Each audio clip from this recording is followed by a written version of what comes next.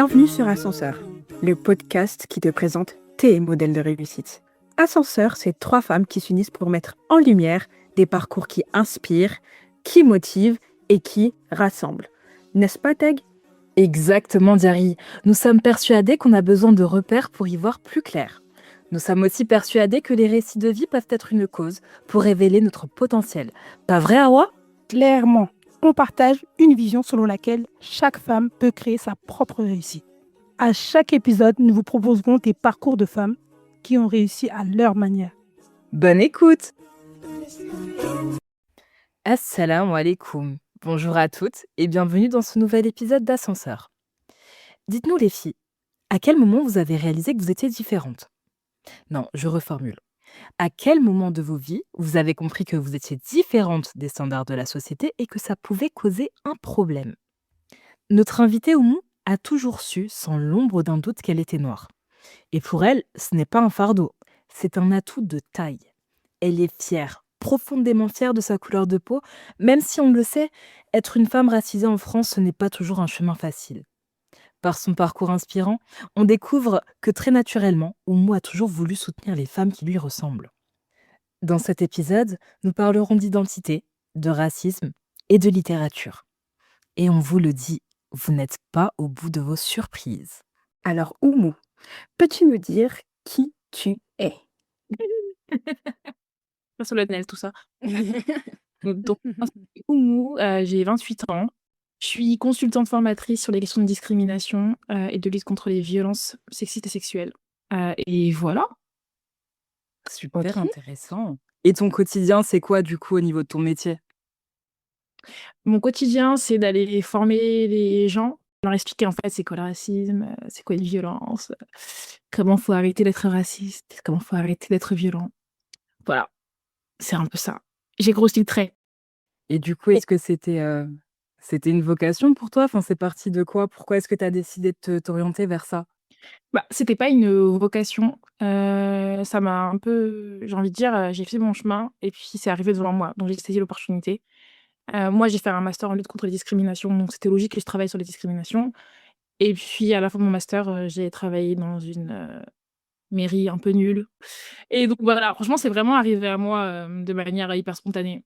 Et ton parcours depuis ta tendre enfance jusque maintenant, c'était tracé ou allez, c'était un chemin un peu épineux? Franchement, c'était pas épineux, hein. Ouais. C'était j En tout cas, moi, je l'ai senti vraiment comme une ligne droite assez claire. Ouais. Si mon parcours, il est pas très linéaire. Enfin, j'ai fait mes études classiques, j'ai fait un bac ES. Ouais.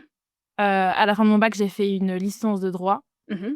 J'ai voulu être avocate. Je suis restée 1 mois et demi, 2 mois dans la licence de droit et après j'ai bifurqué, avec beaucoup d'aide sur un DUT carrière sociale, gestion urbaine. Je faisais Ouais. de sociologie urbaine. Mais j'ai une question parce que moi, tu sais, quand j'ai eu mon bac, genre, en tout cas la période de la terminale, DUT, autant BTS, j'en entendais parler, DUT, pas trop. Je sais pas si c'était la même chose pour toi et pour Hawa et Teg, mais moi j'avais soit BTS, allez, c'était plus pour les STMG, ils allaient généralement s'orienter vers ça, et ben nous, c'était plus la fac. Très tard, j'ai entendu prépa. Bah, moi, j'y connaissais rien, hein, sincèrement en orientation. Je savais juste que je voulais être avocate, enfin je croyais que je voulais être et donc quand j'ai fait mes études, ben, la suite logique, c'était que je fasse du droit et je connaissais rien d'autre que le droit, en fait. Mmh. TS, il y en avait dans mon lycée, mais ça me parlait pas trop. Oui, oui. Je me disais plutôt STMG, ils vont aller vers les BTS, bac ES, faut aller dans les licences et au final, quand je suis arrivée en droit, c'était nul. Après, je suis pas restée assez longtemps pour être sûre que c'était vraiment nul, mais moi, je suis pas une meuf qui travaille. Je suis pas très studieuse comme jeune femme. Voilà, plus le genre à rester toute la nuit, à pas dormir de la nuit pour faire mon truc et en mode: «Allez, c'est parti», que de réfléchir: «Allez, tel jour, je vais réviser ça» et cetera et en fait, en droit, si tu fais pas ça, c'est mort pour toi, Mmh. et donc je savais que c'était mort pour moi. C'est super intéressant ce que tu dis et c'est, ce qui revient souvent des personnes qui sortent et tout justement de ce cursus, de droit, qui parlent de cette structure et du fait que c'est vraiment que du par cœur applique. Par cœur applique et c'est pas quelque chose qui colle, beaucoup. Pour, rebondir par rapport à ce que tu disais Diary, au niveau du DUT, moi c'était un truc genre j'étais au courant, mais je pense que c'était, bah, au niveau de mon bac aussi parce que j'ai fait un bac STMG en gestion finance et le truc c'est que, Ça faisait partie en tout cas des options et on l'a su tôt. Mais je m'étais orientée moi, en DCG, genre c'était la prépa compta et c'était chaud. Ah ouais, c'était comment toi? Honnêtement, Diary, tu soulèves une vraie question parce que moi, tout ce qui est prépa, mais je l'ai connu très, très tard. La fac, on en entendait parler, mais tout ce qui est prépa, c'était limite élitiste. Personne ne nous en parlait et j'ai l'impression que quand tu viens de quartier, on t'oriente pas, vers, ce cursus-là. Donc c'était soit la fac, c'était soit tu arrêtes, soit tu vas vers des bacs un peu pro, c'est la vérité, Mmh. ou sinon, bah, la fac et généralement, il y en a déjà beaucoup qui décrochent parce que la fac, tu es en autonomie. Moi, j'ai fait la fac 3 ans et la première année, je sais que j'ai redoublé parce que ça a été un choc, pas parce Mmh. que je travaille pas, je suis une personne studieuse, enfin, je suis pas intelligente, j'aime bien juste l'école, mais par contre, ça m'a traumatisée. Il y a zéro accompagnement, c'est toi et ton taf. Si tu travailles, c'est bien, si tu travailles pas, tant pis et j'ai connu seulement la prépa, bah, après ma licence et c'est là que je me suis dit: «Ah oui, effectivement, il y a des prépas, il y a des écoles, personne nous en parle». Après moi, je vais nuancer ce que j'ai dit parce que je crois que je mens un petit peu. Et là, en parlant, je me rends compte que c'est moi, en fait, aussi qui était moi, j'étais très, «Je suis ma vie, la vie, elle roule. Oui. Je vais là où le vent me mène». Mmh. Par contre, je sais que moi, j'étais dans un lycée qui est un lycée de quartier, mais qui était où il y avait un peu un mélange de personnes qui viennent un peu de quartier et des personnes qui venaient, des campagnes aux alentours. OK. Ce qui fait que les gens avec qui moi j'étais au lycée et puis moi j'ai fait du chinois au lycée, donc j'étais vraiment dans une classe, voilà, chinois, on était pas beaucoup de noirs. Donc en fait, mes collègues là, mes camarades, eux, ils savaient qu'il y avait des prépas et tout parce que c'est ce qu'ils ont fait. Ils ont Oui. fait des écoles de commerce, Mmh. après il y avait des candidatures pour Sciences Po, je crois. Oui. J'avais hésité et tout, j'avais vu les prix, je crois que c'était 130 €. J'ai dit: «Non». Alors que c'était dérisoire à l'époque. Mais en fait, moi, je me suis juste laissée porter par le truc. J'avais pas envie de me prendre la tête, sincèrement. J'avais l'info, parce qu'en fait, les autres, ils l'ont fait, Mmh. mais je voulais pas me fatiguer plus que ça. Je pense que c'était surtout ça. Mais tu sais que je te rejoins parce que prépa, j'en ai entendu parler parce que pareil dans ma classe, bac S, tu pas beaucoup, les noirs, j'étais la seule dans mes souvenirs et c'était, bah, par mon entourage, les filles de ma classe et cetera. Tu en entendais parler. Ah oui, mon frère, il y en a une, je me souviens, son frère, il avait fait l'école polytechnique, s'il vous plaît et c'était là. J'avais 17 ans, c'était la première fois que j'en entendais parler. Vous voyez, pour certains, c'est dans leur quotidien de parler de ce genre, d'école prestigieuse. Moi, bah, en tout cas, dans mon environnement, les choses prestigieuses, c'est d'être médecin, d'être avocat, d'être infirmière. Mon père, oh, s'il y en avait une de nous qui pouvait être infirmière là, oh là là! Tellement il nous aurait donné là tout ce qu'il pouvait, mais tu vois, pour te dire que c'était ça les éléments qui étaient prestigieux pour nous et je sais que c'est après quand je parlais d'école d'ingénieur, mon prof il m'a dit: «Mais tu devrais faire une prépa». Mais je savais pas du tout ce que c'était. Genre je me suis dit: «Quoi? Tu crois que je vais retourner au lycée ou quoi?» Tu vois? Je voyais vraiment la chose, dans ce prisme-là, mais aujourd'hui, avec le recul, les expériences, tu te dis: la prépa, c'est pas n'importe quoi. C'est quelque chose», tu vois? Et c'est dingue, mais tu as parlé d'un truc, tu as dit que tu faisais partie de enfin, vous étiez pas beaucoup d'étrangers toi aussi dans ta classe. Tu viens d'un quartier, tu viens, d'un endroit où quand même il y a cette melting pot ou pas du tout? Bah, moi, j'ai grandi dans une, banlieue en région parisienne et donc que ce soit, primaire, collège, j'étais toujours entourée de noirs et d'arabes. OK, ouais. Il y avait très, très peu de blancs et sinon c'était des portugais. Voilà, sinon il y avait très peu de blancs et donc franchement, l'environnement, il me convenait à 100. Quand je suis allée au lycée, c'est le lycée à côté de chez moi, sauf que c'est un lycée qui est un peu réputé dans le secteur et en fait, où il y a un mélange entre les personnes qui viennent, des quartiers et les personnes qui viennent de la campagne qui est pas très, très loin, genre à 10-15 minutes en voiture, je crois. Ce qui fait qu'il y a vraiment un bon mélange. Mmh. Moi, à cause d'une pote, j'ai fait chinois et en chinois, en fait, je crois qu'on était 3 noirs dans la classe. Moi, ça m'a choquée, enfin, j'étais pas habituée à ça, d'être Ouais. et puis, on était 3 noirs, mais j'étais la seule Westaf, de la classe et il y avait aussi tout un changement. Westaf qui vient des quartiers, alors qu'eux, c'était des noirs qui venaient pas forcément des mêmes quartiers que moi et donc c'était un hyper compliqué et j'avais vraiment l'impression d'être, Oumou un peu, ghetto youth là. C'était un peu comme ça qu'on me voyait de toute façon.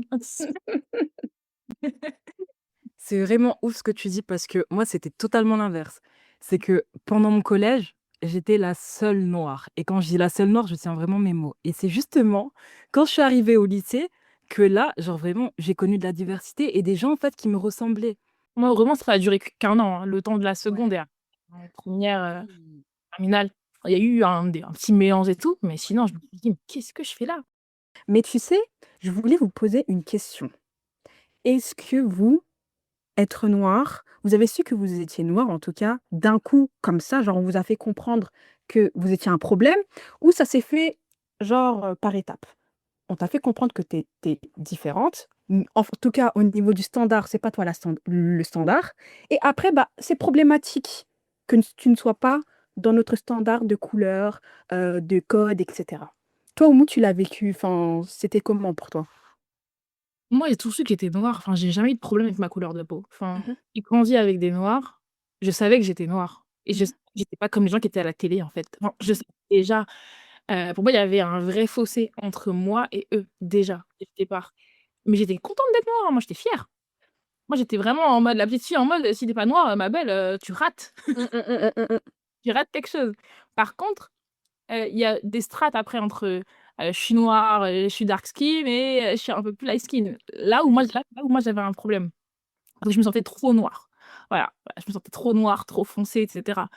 Mais sinon, j'étais contente d'être noire. Je voulais juste être noire un peu plus claire. Oui, le Sinon colorisme dans notre, société, hein. voilà.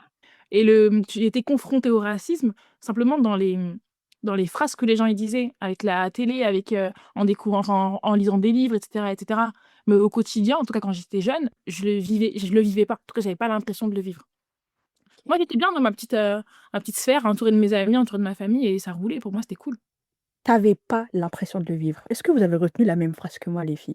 Elle avait pas l'impression de le vivre. Elle a dit elle a pas vécu le racisme, mais elle avait pas l'impression de vivre le racisme. Je sais pas si vous entendez la subtilité. À partir de quand tu dis: «Ouais, j'ai vécu du racisme», parce qu'avant ça, on ne le qualifiait pas. Tu vois, comme les microagressions. Personne ne va se rendre compte que: «Ouais, en fait, bah, je me suis fait agresser». Jusque jusqu'à ce qu'on connaisse vraiment et qu'on mette les termes. Pour toi, c'est quelque chose du quotidien, mais en fait, non. Ça ne doit pas faire partie de notre quotidien. C'est tellement banalisé, c'est du racisme ordinaire en réalité. C'est des phrases qu'on entend tous les jours. C'est comme on dit: «Ah bah, en été», par exemple, on va dire: «Tu supportes la chaleur toi?» Enfin, je suis née en France. Enfin, pourquoi je la supporte de la même façon que toi, en fait? Je suis née en France, dans l'est, en plus, il fait super froid en hiver. Donc ouais, en fait, mais bon. Mais en fait, c'est intéressant ce que vous dites parce que la question du racisme ordinaire, des micro-agressions et tout, en fait, on a toutes vécu à toutes les strates de nos vies. Je me rappelle encore d'une surveillante, je crois que j'étais en maternelle, qui me disait des trucs, mais des trucs de ouf. Elle me disait: «Oui, fais ça avec ton nez, comme ça il sera plus fin et tout». Enfin, elle me disait des trucs de ouf, mais c'est avec le recul où je me suis rendu compte qu'en fait, la meuf, elle était folle. Mais moi, sur le coup, j'étais juste une petite fille en me disant: Je vais faire ça toute la journée, comme ça mon nez, il sera plus, Elle te disait de te pincer le nez pour qu'il soit plus fin? Eh mais c'est un truc de fou, je suis elle désolée. était folle». Mais c'est avec le recul où là, je me dis: «En fait, c'était des C'est une dingueries». dinguerie. Mais moi, sur le coup, bon, enfin, j'étais en mode, et en fait, quand je dis que j'avais pas l'impression de le vivre, c'est qu'en fait, toutes ces micro-agressions-là, ce racisme ordinaire-là, il passait et puis, en fait, ça c'était banal, comme tu l'as dit à Hawa, c'était hyper banalisé. C'est-à-dire que c'est quand j'ai grandi et que j'ai commencé à chercher du travail et que j'ai travaillé dans des sphères où il y avait plusieurs types de milieux et tout, que je me suis rendu compte qu'en fait, j'étais une femme, d'abord, parce qu'une femme noire. Heu, mais l'accumulation des 2 là, ça faisait pas forcément bon ménage. Et est-ce que dans le cadre de ton travail, tu sens des fois une réticence? Par exemple, quand tu arrives, tu me dis que tu es consultante, tu es formatrice. Est-ce que parfois on peut être choqué de te voir, toi ou nous, femme noire, bah, donner des conseils, par exemple, dans ton métier? Bah, en fait, c'est pas du choc, je pense pas, mais tu sens que les gens, ils sont en train de se dire: «Est-ce qu'elle est crédible dans ce qu'elle est en train de dire?» En fait, ils sont toujours en train de Mmh. remettre ta parole en doute et c'est ça le problème. C'est quand tu arrives et que tu parles de racisme, notamment en tant que femme noire et Mmh. ben, on va dire ce qu'elle dit là, c'est totalement, en fait, son vécu à elle et en fait, c'est très, subjectif, et puis, elle se victimise parce qu'elle parle de son vécu. Ils sont pas en train de se dire: «C'est une femme qui est professionnelle et qui vient nous donner un savoir qui est scientifique». Pour eux, ce que je dis, c'est vraiment, que mon vécu à moi. Par exemple, je sais que je crois que c'était une de mes premières formations, j'ai fait ma formation, il y avait une ouais, cinquantaine de magistrats. J'ai fait ma formation et à la fin, il y en a un qui est venu me voir en me disant: «Oui, franchement, au départ, bah, j'étais un peu réticent et tout, mais j'ai regardé, votre cursus, sur LinkedIn, mais vous avez fait ça, mais c'est incroyable!» Et moi, j'étais en mode: «Mais Jean-Pierre». Mais c'est grave. En fait, c'est grâce à ça, c'est ce qui a permis de légitimer ton propos. En fait, c'est eux qui ont le curseur de la légitimité, de est-ce qu'on met à la poubelle ce que tu dis ou pas? C'est eux les filtres, en fait. Et tu sais, tu cumules être une femme noire. En plus, là, je te vois avec tes locks, crois-moi, ta coupe, hein, ils doivent se dire, «Est-ce qu'elle est appropriée, tu professionnelle ou pas?» Hein? Il manquerait plus que tu leur dises que tu es musulmane, bah là, attends, Mais des fois, moi, je vais tampon sur la carogne. et en fait, en fait, j'ai de la chance que moi, mon travail, ils me soutiennent à fond et j'ai une Oui. collègue qui porte le voile et qui fait cette formation avec le voile. Et en fait, vous pouvez dire ce que vous voulez, enfin, Mmh. public, voilà, il y a des codes un peu. Je m'en fous complètement. Vous pouvez me regarder toute la journée et je m'en fous. Moi, je suis payée pour vous donner l'information. Quand je vais rentrer chez moi, je vais vous oublier. Vous faites partie de même pas 1 de ce que je vois toute la journée. Je m'en fiche. Mais c'est vrai que quand j'arrive, ça va dépendre. Soit, en fait, en face de moi, j'ai des personnes, c'est des noirs et en fait, ils sont en mode: «Ah, trop bien» et ça, je me sens notamment quand c'est des femmes noires, tu le sens. Mais et quand c'est pas le cas, bah, en vrai, moi, je m'en fous, hein. Enfin, Et le fait de vivre, tu vois, ton taf, est-ce que ça te conduit ou ça t'a mené à être un peu plus engagée? en fait, j'étais déjà engagée avant de faire mon travail. Donc je pense que OK. c'est qu'il faut que je précise. Je crois que j'ai toujours été engagée, sur la cause des femmes noires et je précise. Voilà et donc forcément, c'était une suite logique, mon travail. Quand j'ai fait mon taf, quand j'ai annoncé que je faisais ce travail-là, il y a plein de personnes qui m'ont dit: «Mais c'est normal, enfin, Oui. ça te va, ça te correspond». Mais c'est vrai que le faire au travail, le faire dans la rue, le faire, avec des gens qui sont, parfois très, stupides, c'est un peu fatigant. Et donc moi, ce que j'avais déjà entrepris avant de commencer mon travail, je sais pas si vous connaissez Marie Da Silva? Elle est coach en survie au travail. C'est à l'époque, je crois en 2019-2020 et elle parlait beaucoup sur Twitter, elle tweetait beaucoup et tout et elle disait: «Moi, j'accorde que 300 secondes aux gens mis. En fait, je leur donne que 300 secondes dans la journée» et moi, j'étais en mode: «Elle a raison, en fait». Non, mais c'est très intéressant et moi, ça me fait penser justement, bah, à la publication que tu as mis, il y a pas trop longtemps sur The Safe Page. Est-ce que ça t'a surpris que les gens réagissent de cette manière? Pas du tout. En fait, sincèrement, c'était aussi un peu de provoque. Non, je l'ai fait naturellement, mais c'était un peu de la provoque et je savais que ça allait potentiellement susciter des choses. Est-ce que tu peux juste un peu rappeler le contexte de ta vidéo pour qu'elles comprennent, enfin, que nos auditrices justement comprennent, de quoi il s'agit? Ah oui, donc j'ai dit que j'étais formatrice, mais j'ai oublié une autre partie de ma vie. Mmh. J'ai créé un book club créatif qui s'appelle The Safe Page et l'idée, c'est vraiment d'échanger autour des livres et de faire de la création autour des livres et c'est un book club engagé où on parle, de qu'est-ce que ça fait d'être une femme noire notamment. Voilà, en fait, on parle de plein de choses et on fait de la création autour de ça. Et donc l'idée, c'est vraiment de montrer des livres hyper engagés sur ces questions. N'oubliez pas de les suivre sur les réseaux sociaux. Je suis très gentille. Mais voilà, donc l'idée, c'était vraiment de parler des livres parce que c'est une en fait, c'est une de mes plus grosses passions, la lecture. Et en même temps, je me suis de faire un atelier créatif à côté de ça et surtout d'être entre femmes et c'était pour moi le plus important vraiment d'être entre femmes, Mmh. pendant les ateliers et donc pour, faire un peu de contenu sur les réseaux sociaux, j'ai vu qu'il y avait une trend qui s'appelait, «Les propagandes qui ne marcheront pas avec moi» ou je crois que c'était un truc du style, C'est ça, ouais. et donc je me suis dit: «Bah, je vais dire ce qui marche pas avec moi». Donc j'ai marqué que j'ai dit que c'était le racisme anti-blanc, je crois, le white féminisme, un truc du style Oui. et puis plein d'autres trucs. Et carrément, j'ai oublié Not All Men. Ça aussi, j'ai oublié de le mettre, j'aurais pu. Mais voilà, en gros, l'idée, c'était vraiment de dire qu'est-ce qui marche. Enfin, ça fonctionne pas, ça matche pas. Et donc, sur ma vidéo, bah, j'ai eu plein de, fachos qui m'ont insultée. C'est majoritairement des hommes blancs, en plus, qui ont commenté, ça me choque pas, de leur part. Mais par contre, il y a des trucs un peu violents quand même. Il y a eu des trucs TikTok a censuré plein de messages parce qu'il y avait vraiment des messages, ah! Franchement, il y avait des messages très, très violents. Mais ça m'a pas choquée. Et on rappelle, sur Ascenseur que le racisme, on n'en veut pas, on le tolère pas et c'est un délit. Exact. C'est un délit, il faut le rappeler. Croyez pas que c'est normal, en fait. Je tiens juste à vous le dire, point.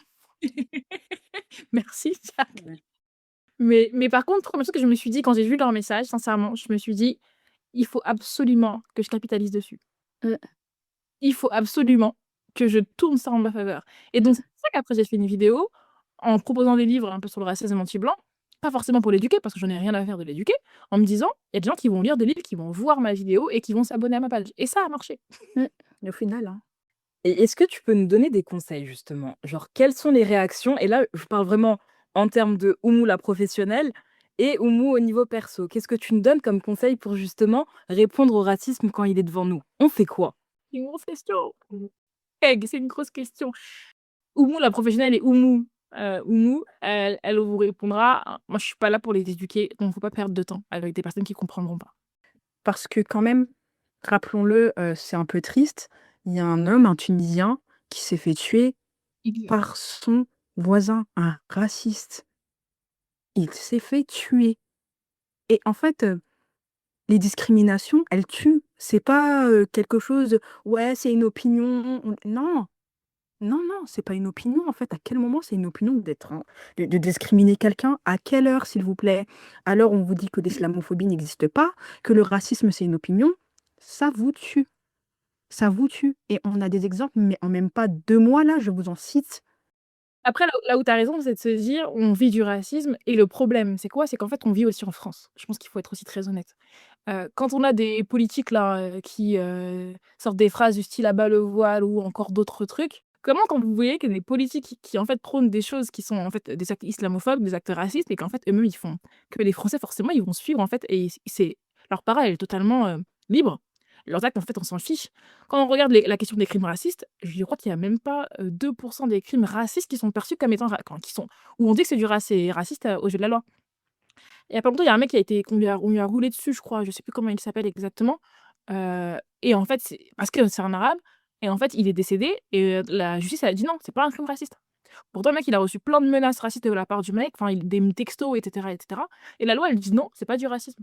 Mais en fait, c'est quoi? Comme, là, Aboubacar Cissé à la mosquée.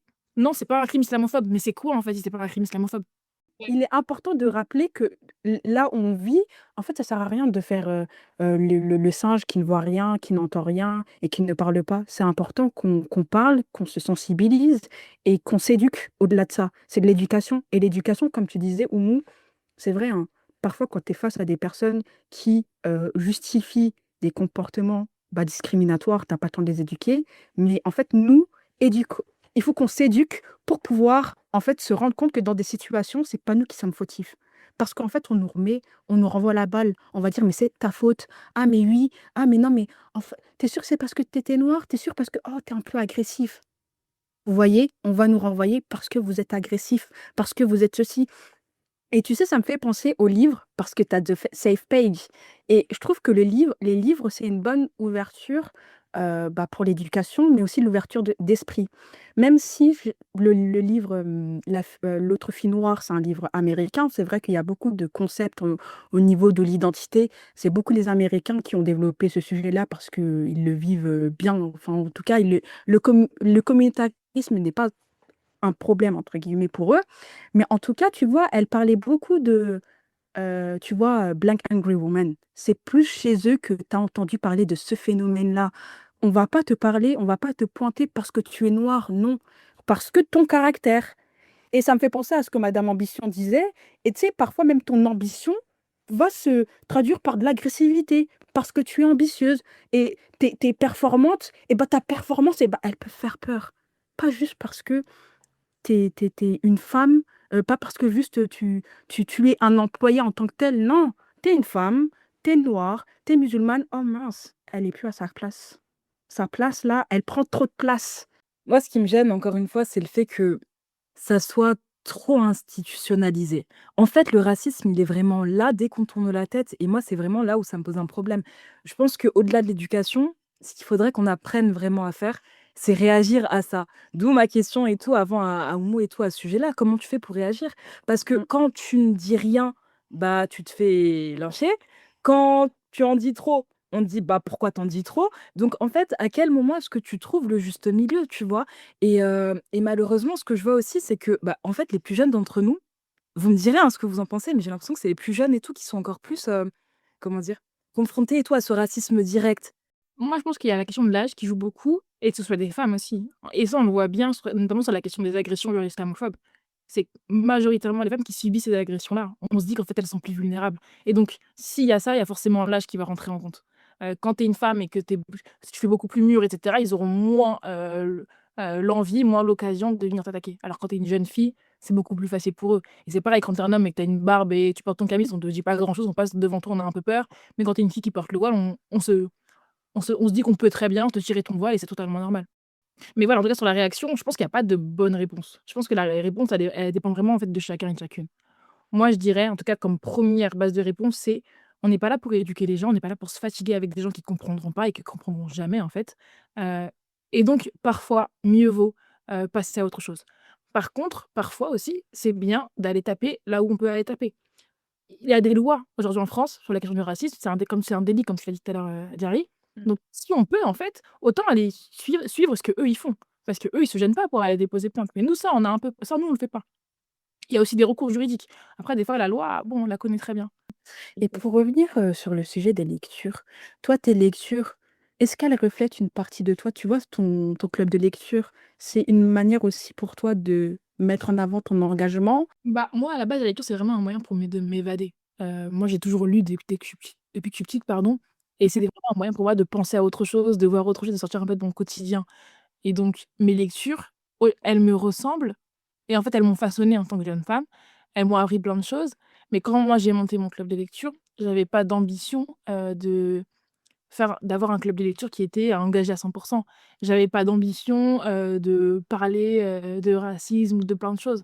Mmh. L'impression, c'était de me dire enfin et encore, on m'a un peu poussée pour le faire, Mmh. c'est de me dire: «J'aime bien lire, c'est une de mes passions, il faut absolument que je développe quelque chose parce que j'ai envie de développer quelque chose» et ben, c'est la suite logique. Du coup, moi, j'ai une petite question. Je me permets de revenir vraiment au tout début, aux prémices. Tu es une personne, on le voit, enfin, on l'entend même très engagée.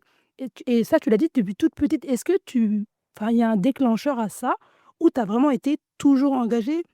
Et parce que j'ai retenu 2 choses. Tu m'as dit engagée et pour les femmes noires. C'est un parti pris et choisi.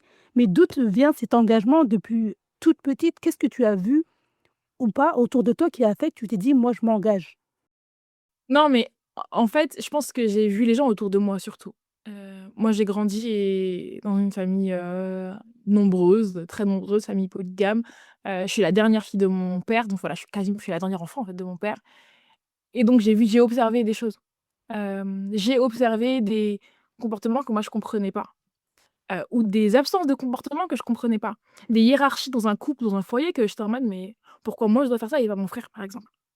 Enfin, j'ai observé dès le départ, depuis que je suis petite, des grosses différences entre en étant une femme et en étant un homme et ça m'a déjà dérangée et après moi, quand je parle de femme noire, mais à la base, mon objectif, c'est vraiment d'être, Hem, d'aider, je mets des gros guillemets à aider, les femmes qui ressemblent plutôt à ma mère. En fait, c'était plutôt ça.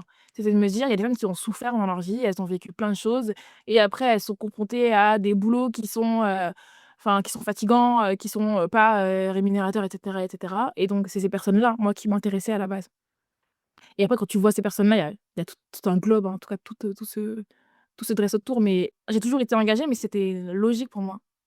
Et je pense que l'élément déclencheur, c'était vraiment mon environnement familial.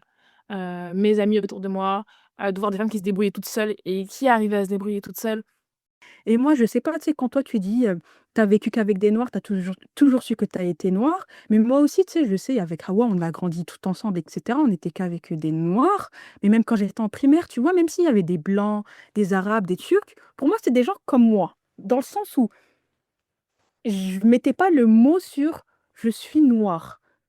On est tous pareils et en fait, quand je suis arrivée au collège, c'est là que le problème est arrivé parce qu'on s'est comparé. En fait, tu te rends compte que tu es pas comme les autres. En fait, on vit plus dans les mêmes endroits parce que moi, au final, quand j'étais en primaire, on était tous dans le même quartier. Nos parents, ils allaient tu sais, j'allais toute seule à l'école. L'école, elle était en face de chez mes parents. Enfin, tout le monde il y avait personne qui nous attendait, tu vois, en sortant de l'école, tu vois? On avait à peu près les mêmes trajectoires de vie, les mêmes vies, nos parents avaient la même vie, nos parents se connaissaient et cetera. Tu arrives au collège, tu vois des gens, ils habitent dans des maisons.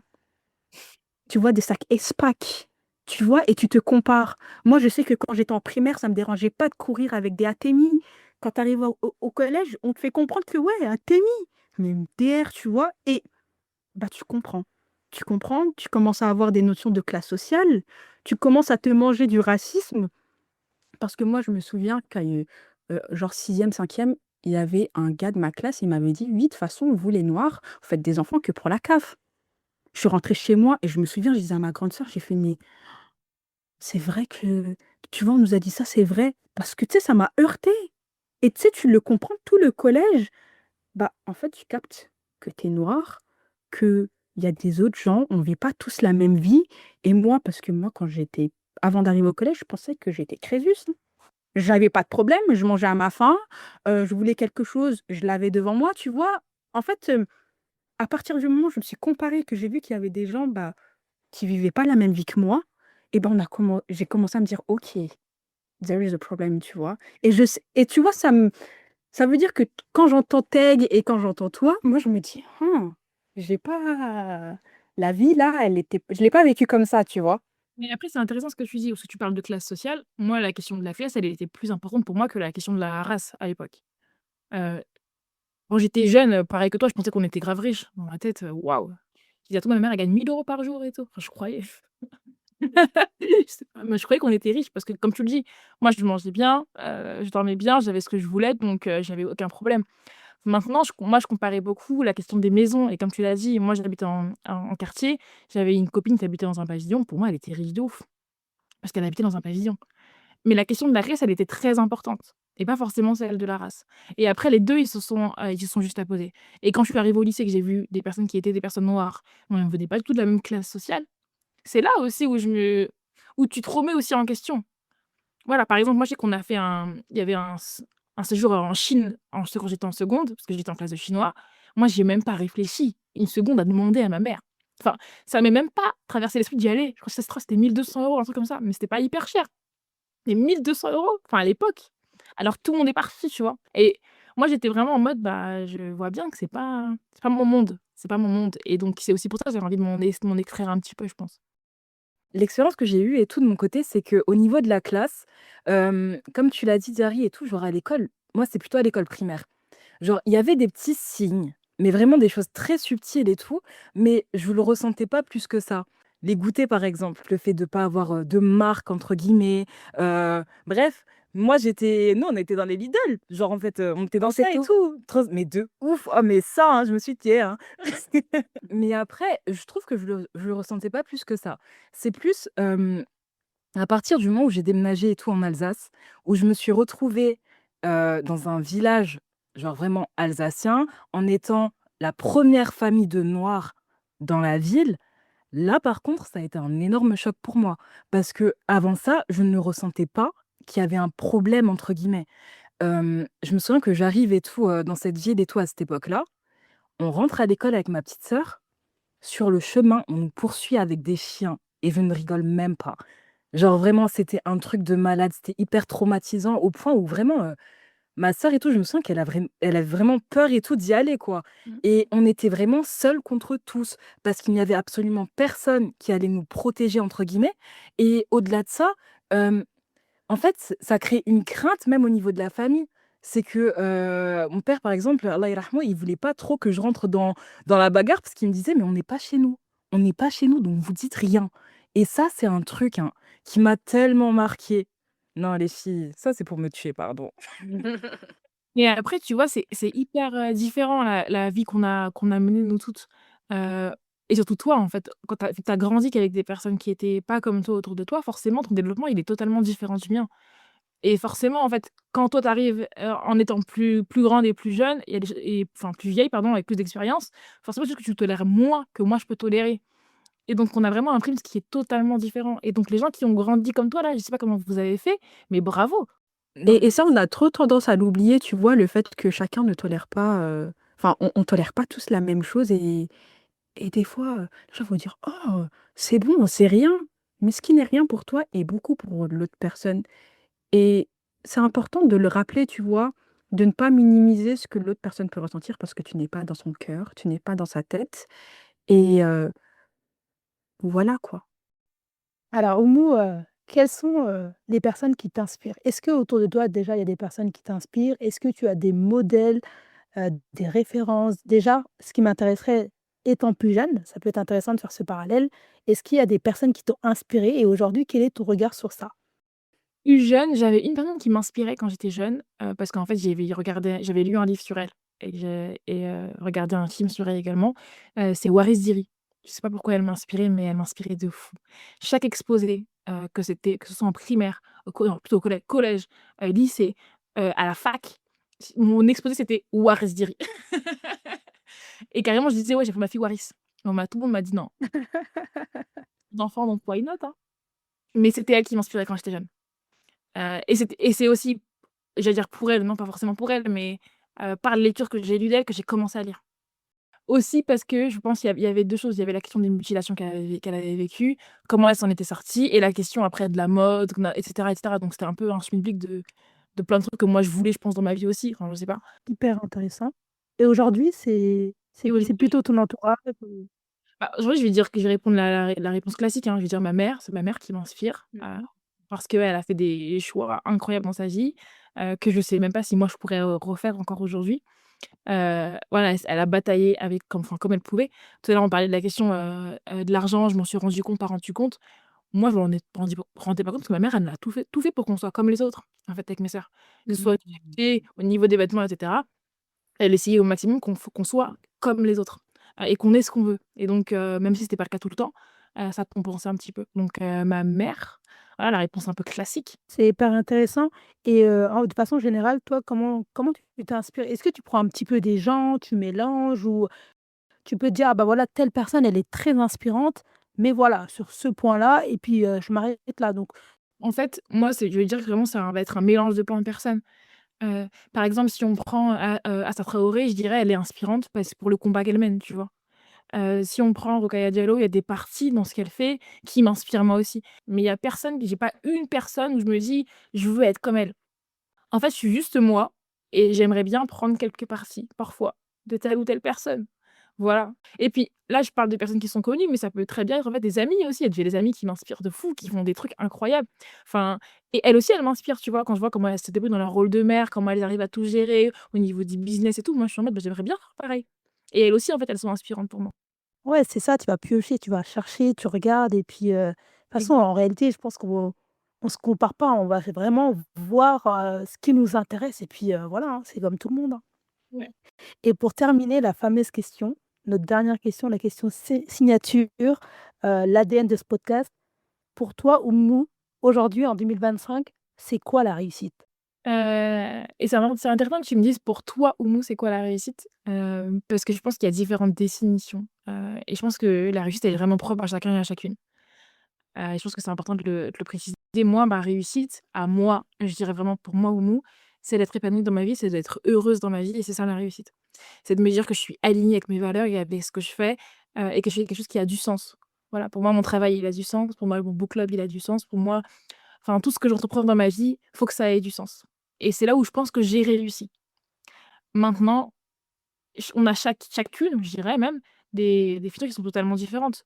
Pour une, ce sera le fait d'avoir une vie familiale, d'avoir des enfants, d'être mariée, et cetera. Une autre, ce sera, enfin, le boulot, et cetera, ou l'argent. Mais moi, c'est vraiment, enfin, être alignée avec moi-même, quoi, et être épanouie et être heureuse. Là, je suis bien dans ma vie, et pour moi, j'ai réussi, en fait, ma vie. Même si elle est pas terminée, il y a encore plein de choses à faire. Mais ouais, je pense que c'est ça. Tu vois des femmes comme ça épanouies qui se disent même j'ai beaucoup apprécié le fait que tu dises: «Bah, moi, j'ai réussi». C'est pas quelque chose que enfin, on n'est pas tous à l'aise avec ça, de se dire même ça. Je sais pas si tout le monde aujourd'hui peut dire: «Moi, j'ai réussi». En tout cas, là, à l'instant T où je te parle, je sais pas si moi je pourrais dire: «J'ai réussi». Donc, déjà bravo pour ça, au moins. Bah, je sais pas. En tout cas, c'est venu naturellement, donc je sais pas. Non, mais parce que je sais que j'ai eu plein de choses, plein de choix dans ma vie. J'ai eu plein de choses où j'avais des choix en face de moi, soit je fais ça, soit je fais ça. Et au final, j'ai suivi ce que j'avais envie de suivre. Et moi, c'était vraiment mon objectif dans ma vie. Je me suis toujours dit: «Je fais ce que j'ai envie de faire». Si je me casse la gueule après, c'est pas grave, je me casse la gueule. Oumou, c'est pas The Safe Page si tu nous recommandes pas 3 livres. Ah! Allez, il faut que tu recommandes à nos auditrices 3 livres, vraiment. Un Et livre simple, un livre que t'aimes trop et un livre que t'aimerais lire. un livre que j'aimerais lire aussi. Mmh. Hem, Bah, un livre simple, un livre que j'aime trop, je vais faire un condensé. De toute façon, je pense que vous me suivez, vous savez de quel livre je vais parler. Une si longue lettre de Mariam Abba, qui est un livre incroyable. Voilà, plus qu'incroyable, il y a pas, il se lit facilement, en tout cas je trouve. La plume est incroyable, l'histoire est incroyable et ce livre-là, il m'a vraiment permis de savoir qui j'étais, en fait, je pense. Il m'a il m'a un peu réveillée, j'ai compris qui étaient les hommes aussi. Je pense que c'est ça le vrai problème. Hem, un livre que j'aimerais lire? Non, je sais pas, mais par contre, je vais je vais dire le livre que j'aimerais lire, mais j'ai fini par le lire, c'est La parole aux négresses de Hawa Cham. En fait, c'est un livre dont j'ai toujours entendu parler pendant mes études et il était pas dispo. Parce qu'il était pas, il avait été édité une fois, il était pas du tout dispo et là, il y a eu une réédition en 2024, et c'est à cause de ce livre que j'ai créé mon book club. Voilà, quand il a été réédité, j'ai dit: «Allez, je me lance» et donc je pense que la fusion des 2 là, elle est incroyable. Allez-y. OK, super intéressante. En tout cas, si vous voulez des recommandations de livres, n'hésitez pas à suivre The Safe Page avec notre Oumou, qui est aussi belle qu'inspirante. Que de compliments. Mais merci, en tout cas, c'était sympa de discuter avec vous, violer avec vous. Dernière question, nous, c'est très important, il faut que tu donnes, tes identifiants sur les réseaux sociaux. Enfin, où D'accord. est-ce qu'on peut retrouver, The Safe Space déjà, sur quelle plateforme? Et si tu peux un peu nous l'épeler? On est sur, TikTok et sur Instagram. Sur Insta, c'est The Safe Page, donc THE, Safe, donc SAFE et Page, PAGE, avec un tiret du bas. Et sur TikTok, c'est The tiré du bas, Safe Page. Donc voilà, on est sur les 2 plateformes et on organise, des sessions, des ateliers une fois par mois, en moyenne, sur plein de thématiques. Et donc le prochain livre dont on va parler, c'est Les Impatientes de Djaïli Amatou Amal. Un livre aussi incroyable. Que vous devriez lire. Vas-y, on parle. Incroyable. Moi, je voulais quand même poser une dernière question, Oumou, parce que je pense que ce sera intéressant. Mais quel conseil est-ce que tu pourrais donner à nos auditrices? Bah, d'être elle-même. Je pense que soyez vous-même, prenez le temps d'apprendre à vous connaître avant de faire quoi que ce soit dans votre vie. Et je parle de voilà. Mais prenez le temps de vous découvrir, d'apprendre à être avec vous-même, de vous connaître vous-même et d'être vous quoi, tout simplement. Merci à toi, Oumou, pour tes précieux conseils. Nous espérons que cet épisode vous aura plu. N'hésitez pas à nous laisser un avis sur votre plateforme d'écoute préférée et n'oubliez pas de nous suivre sur nos réseaux sociaux.